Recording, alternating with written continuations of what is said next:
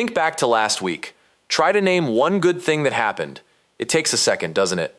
Now try to name the one bad thing. That one arrives instantly, fully formed, like it never left. You didn't imagine that. You are not broken, and you are not ungrateful. Something in your brain is doing this to you on purpose. So why does one bad moment outweigh 10 good ones without even trying?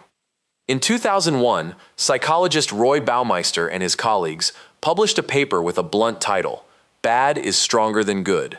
They reviewed decades of research across memory, relationships, and daily emotion, and found the same pattern everywhere. A single negative event carries more psychological weight than an equivalent positive one. One harsh comment from a partner can undo weeks of kindness. One piece of criticism can erase a stack of compliments. It is not that you are choosing to dwell on the bad. Your mind is built to weigh it more heavily from the start. This is the part nobody tells you. Your brain is not a neutral scale, quietly tallying good against bad, and reporting back the truth. It is a survival system, and survival systems are not interested in fairness. Neuroscientist John Cacioppo showed that the brain produces a measurably stronger electrical response to negative images than to positive ones of equal intensity, even when people rate them as similarly significant. Your nervous system reacts harder to a threat than it does to a reward before you ever get a say in the matter. There is a reason this makes sense. For most of human history, missing a threat could kill you.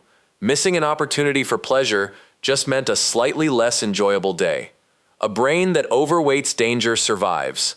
A brain that weighs everything equally does not last very long in the wild.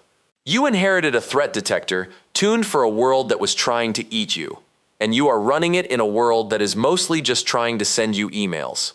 Here is the counterintuitive part.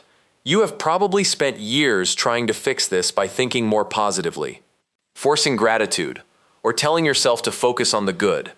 But the imbalance is not a failure of attitude. It is a structural feature of how your memory encodes emotion, and structural problems do not respond well to willpower alone. What actually works is changing the ratio, not fighting the bias. Psychologist John Gottman, studying long-term relationships, found something remarkably specific, that stable relationships needed roughly 5 positive interactions for every single negative one just to feel balanced, not happy, balanced. That number tells you something important. The good does not need to erase the bad. It needs to outnumber it, deliberately and by a wide margin, because each unit of good is quietly worth less than each unit of bad. So instead of trying to remember more good moments through sheer effort, build a habit of collecting them on purpose the moment they happen, before your brain has a chance to file them away as forgettable. A single sentence at the end of each day, written down, naming one specific good thing, does more than trying to recall a whole week of vague positivity later. Specificity matters because your threat system reacts to detail, and you can use that same appetite for detail against it, feeding it small, vivid, positive proof instead. And when a bad day hits hard, and it will, you do not need to convince yourself it wasn't that bad. That fights biology and loses. Instead, name what is actually happening. Say to yourself, "This is my brain waiting a threat the way it was built to."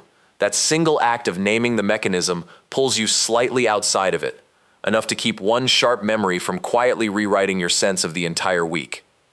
Think back to last week again. This time, notice both answers arrive. The bad one fast, and now, right behind it, one good thing you actually chose to remember. Your brain will always reach for the bad day first. That was never a flaw in you. It was just working exactly as designed. The only real difference is whether you decided to leave anything else there for it to find.